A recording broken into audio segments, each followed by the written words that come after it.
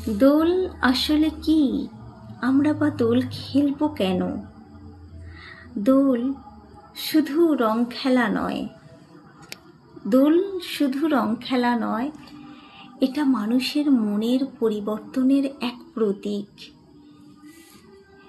রাগ, হিংসা, অহংকার ছেড়ে শান্তি ও ভালোবাসা ও পবিত্রতার রঙে নিজেকে রাঙানোর আসলই হলো দোল।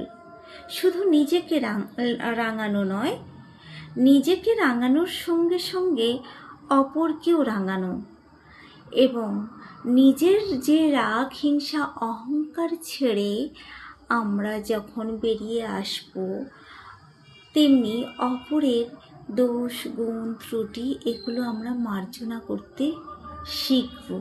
আমাদের মার্জনার মধ্য দিয়ে আমরা রাগ, হিংসা থেকে মুক্ত হব।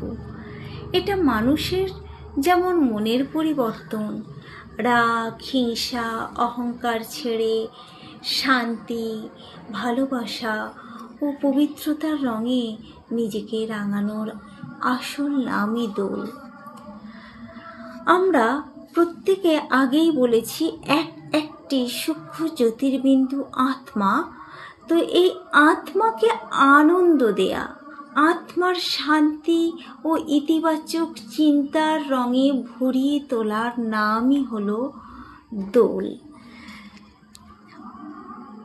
আমরা দোল হলো এমন একটা সময় যখন মানুষের সঙ্গে ঈশ্বরের যে কানেকশান রয়েছে, মানুষের সঙ্গে মানুষ ঈশ্বরকে স্মরণ করে এবং নিজের জীবনের পবিত্রতা, সত্য, সহানুভূতি, ভালোবাসা এই গুণগুলো আনে।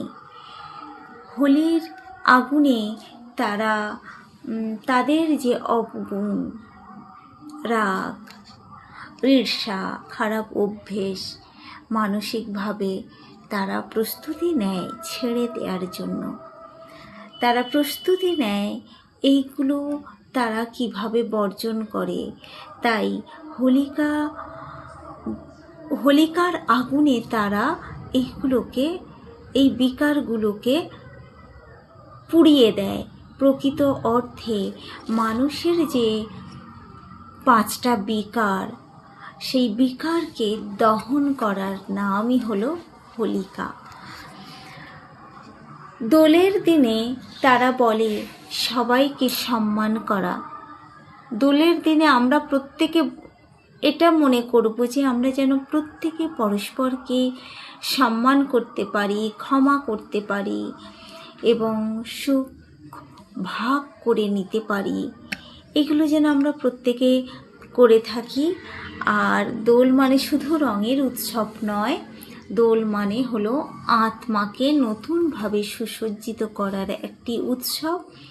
এই দিনে আমরা বাইরের রঙের সাথে সাথে নিজের মনকেও রাঙাই শান্তি, ভালোবাসা আর পবিত্রতার রঙে আমাদের নিজেদের মনকে উৎফুল্লিত করি।